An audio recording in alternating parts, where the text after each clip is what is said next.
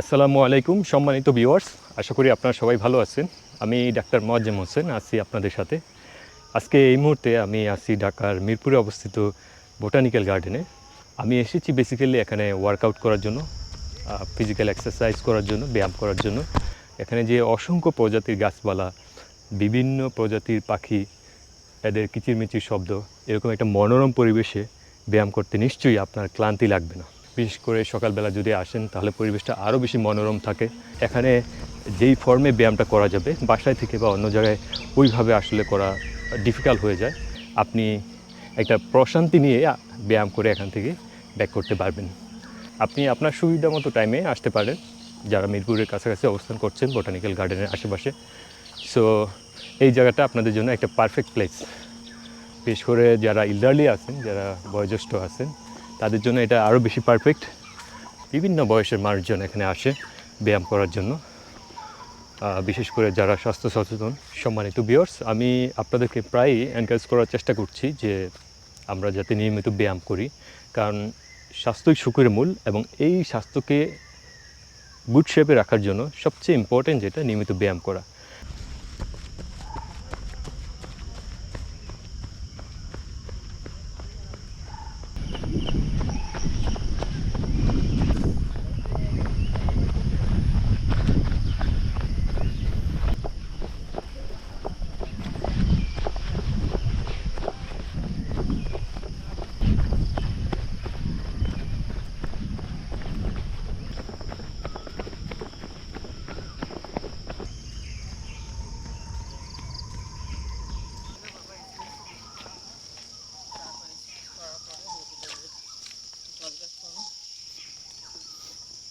এই চমৎকার পাখির কিচিরমিচির শব্দ আমি শুনতে পাচ্ছি, খুবই প্রশান্তিমূলক।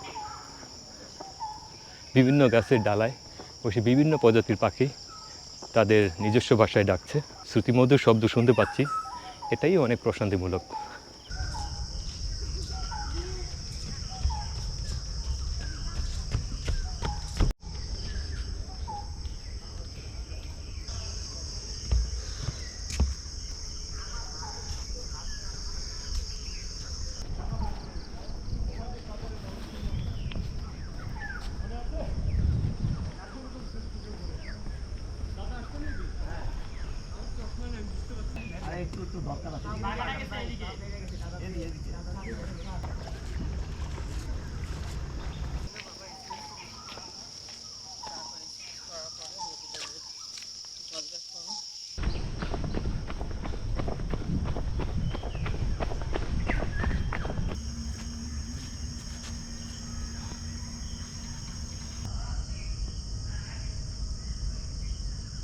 এই বোটানিক্যাল গার্ডেনের এরিয়াটা অনেক বড়।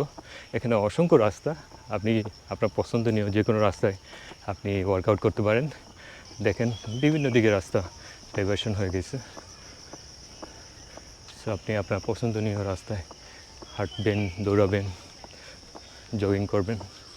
এই বোটানিক্যাল গার্ডেনের ভিতর খুব সমতল রাস্তা যেমন আছে, তেমনি এখানে উঁচু নিচু এরকম সিঁড়িও আছে। কেয়ারফুলি স্টেপ দিবেন যাতে এক্সারসাইজ করতে এসে আনওয়ান্টেড কোনো ইনজুরিতে না পড়ে।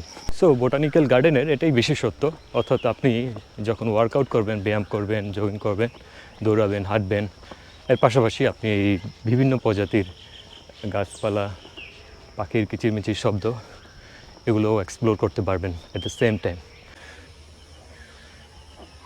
আপনি আপনার সক্ষমতা অনুযায়ী দৌড়াবেন, মাঝে মাঝে রেস্ট নেবেন, পর্যাপ্ত হাইড্রেশন হওয়া জরুরি, অর্থাৎ মাঝে মাঝে পানি পান করবেন, এবং বিভিন্ন যে সিটিং পজিশনগুলো আছে সেখানে মাঝে মাঝে কিছু সময় রেস্ট নেবেন, তাহলে আপনার কোনো ঝুঁকি তৈরি হবে না।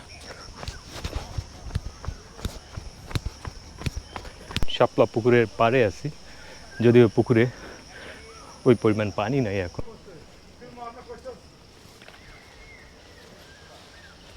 এখন শাপলা পুকুরের সিঁড়িতে আছি।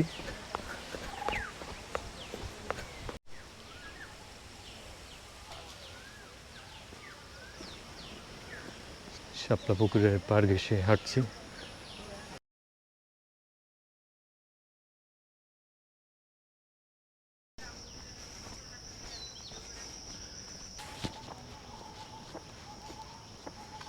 চলে যাচ্ছি।